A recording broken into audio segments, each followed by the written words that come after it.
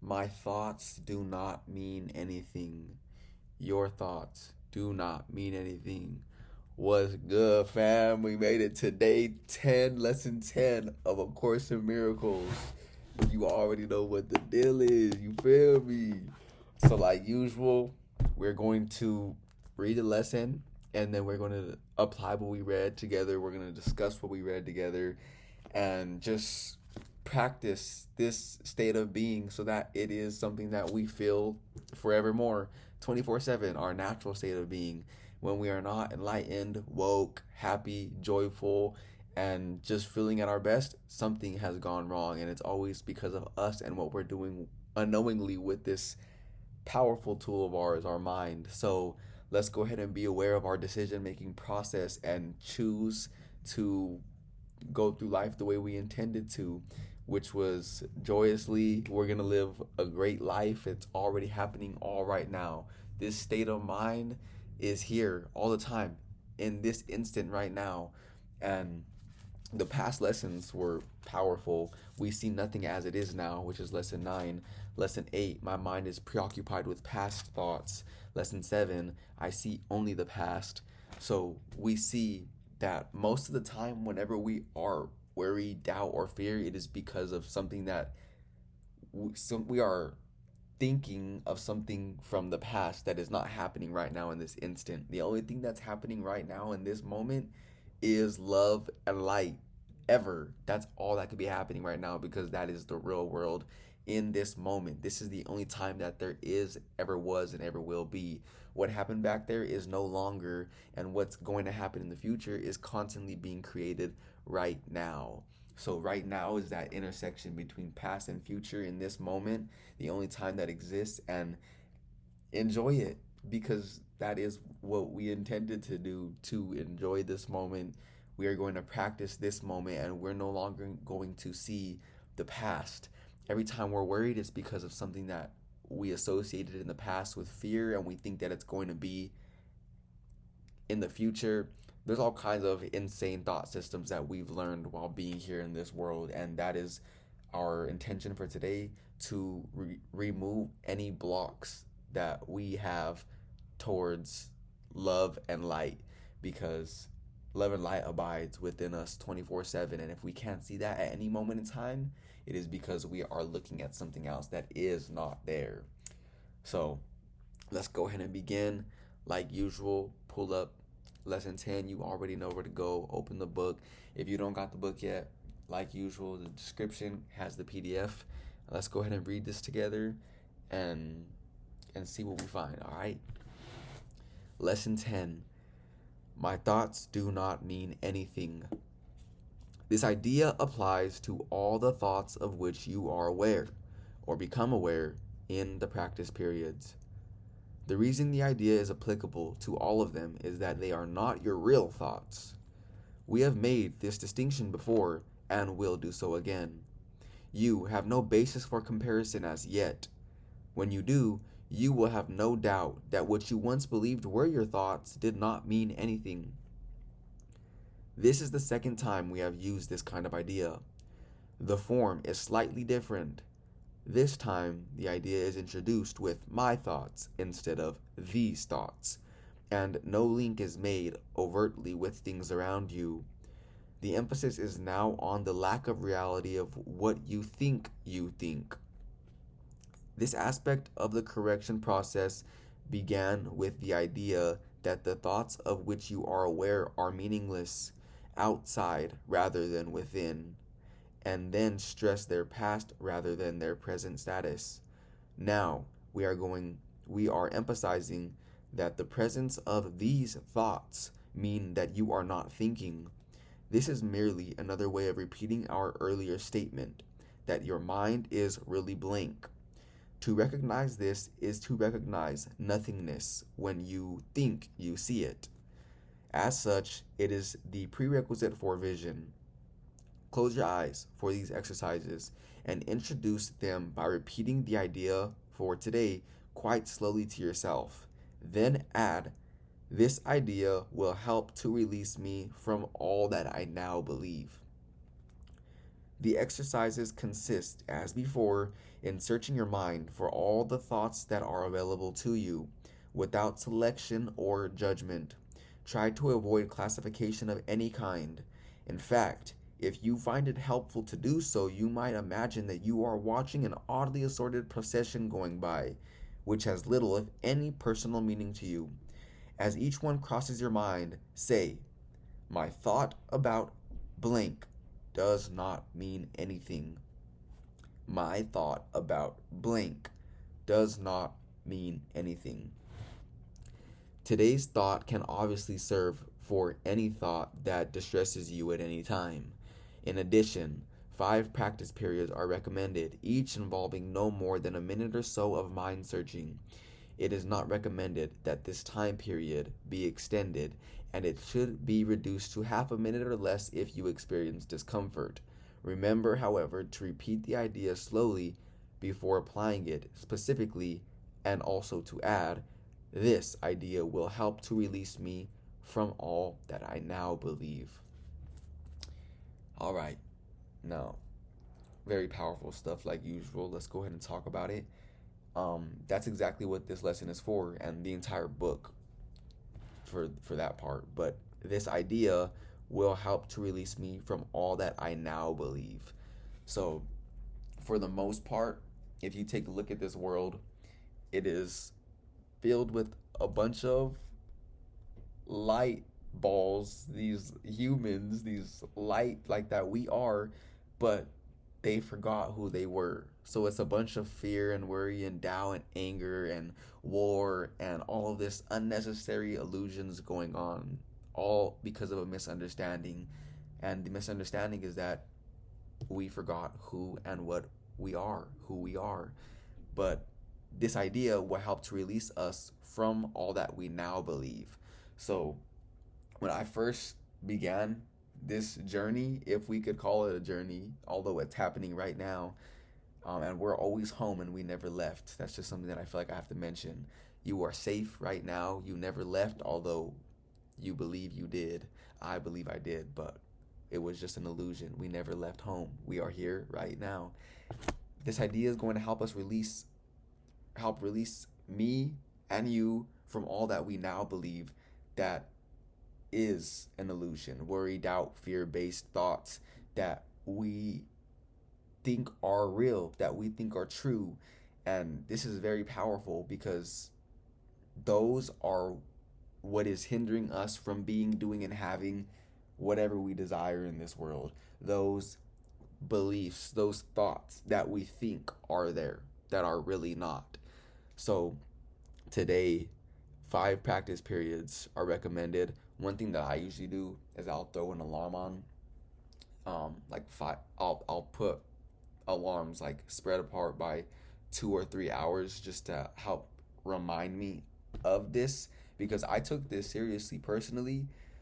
I took this really seriously, repeating all these thoughts in my head and unlearning everything that I learned before that was keeping me away from who I really am, because I didn't want to be in that state of mind no more. Nothing good came out of that state of mind. It was all a bunch of unnecessary situations, circumstances, and events that were going on in my world that did not have to be. And I was doing it all to myself. But now that I found something as powerful as this and I began to unlearn all that junk, it's true. This idea will really help to release you from all that you now believe. And most likely, what you now believe is fear. I know that was the case for me. And if you look around at the people who are closest to you, that is the case for them as well. They are fearful. They are worried about things that they believe are really true, and they're just not true. You can never be harmed. Nothing can ever hurt you. You are love. You are light. You can never be without anything that you really desire unless you believe you are without it. Then you perceive that you are without it, but it's here right now. So it's a very interesting thing that me and you are learning, because it's all intangible and we can't really see with our eyes the things that we're discussing, but you could feel it in your soul that the words that are being said right now are just like truth, very truthful, and truth does not need to be defended at all. Truth just is. And a lot of people defend what they believe is right. They say, well, I'm going through this situation right now, and it's making me angry, or it's making me feel this or this or fearful, and I believe that this reason is very valid for me feeling this emotion, and it may appear very valid in this world, but at the end of the day, all of that is non-existent.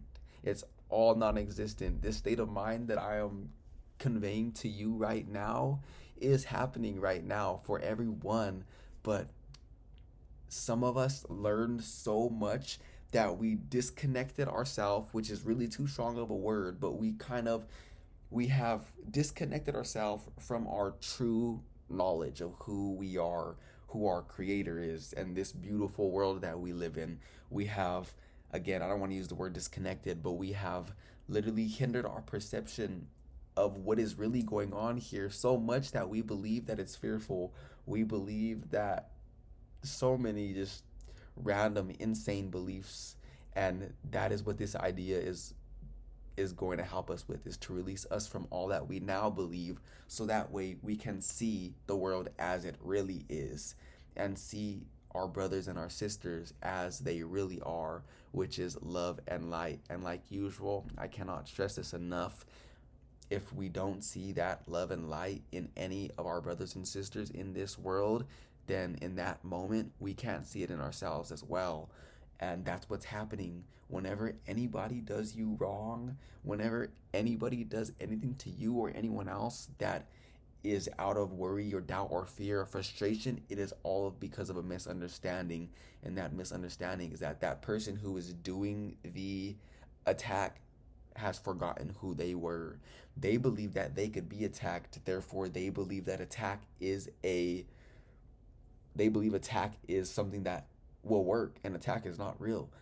A child of God cannot be attacked. It's just inconceivable when you're in your right mind. So you have to show a little compassion to those people who are thinking that they're attacking someone else, because they have attacked themselves first within their mind. They believe that the world is against them. They have all of this fear and illusion within them that they think is there, and their ego is not wanting to have them see that fear is not real, so they're projecting the fear outside of themselves, on situations, on people, and now they believe that the fear is happening out there, when there is really no out there. It is all within. Whenever you perceive any fear outside of yourself, it is because you have projected it there like a projector. You are projecting something that is not there outside on this person, and believing that they have done something to you, when really it all originates from within. And that's powerful, powerful stuff right there to know, because whenever you know that, you can change what you're projecting. You can begin to extend who you really are, which is love and light, and you will see that everywhere, in everyone and everything in this world. And it's just mind-blowing, because whenever you reach that state of enlightenment, nothing can ever affect you.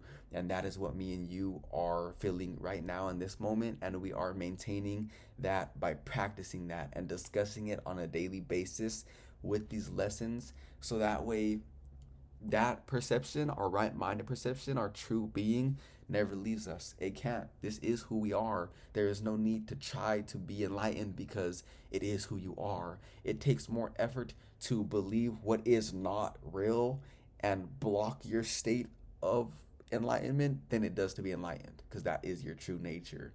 So again, and I cannot stress this enough either, I must be very repetitive with this vocabulary and terminology and these concepts with you and with myself, because the more and more and more we hear this, the more this brain of ours makes those ties, those neural pathways, and begins forming a stronger and stronger and stronger bond every single time these concepts are used, to help us unlearn all that junk. Because you see, whenever we believe in the fear, that neural pathway within our brain is just strengthened, strengthened, strengthened. It's like you're building a highway in this brain of yours. You're building a highway by thinking the same thoughts every day, and you're putting more concrete, and you're making that highway more sturdy and durable. And if you have a highway in this brain of yours built towards fear, it's going to be easy to think those thoughts because you've thought them for your whole life. So it's just repeated. And that is what we are unlearning right now. We are building new highways in our mind. We are building new neural pathways, new connections, new links, so that way this information becomes unconsciously competent to us, meaning we no longer have to try to think because it's on autopilot. One more thing I do want to say before we conclude this lesson for today is there's what I learned are the 4 levels of learning, okay? So there's unconsciously incompetent. So we're going to use the example of tying a shoe, okay? But this works for anything that you learn at all. Let's just say you're learning to tie a shoe. Whenever you are beginning to tie a shoe for the first time, you are unconsciously incompetent, meaning you are unaware of what tying a shoe even means. It's non-existent to you. The next step in learning is you're consciously incompetent. You know that you don't know. So one day your parent comes to you and they're like, okay, it's time to tie your shoe and we're gonna do this. And you're like, oh, okay, I didn't even know that existed, but now I know that I don't know how to tie this shoe. You're consciously incompetent. Then the next level of learning is you're consciously competent, meaning you know how to tie a shoe, and you only know how to tie a shoe when you're giving your undivided attention to that. So your parent teaches you how to tie a shoe, and you have to do it repetitiously because you still don't know what you're doing, but you do it so much that you could tie your shoe, but you have to be focused on what you're doing because it's not autopilot yet. You still need practice.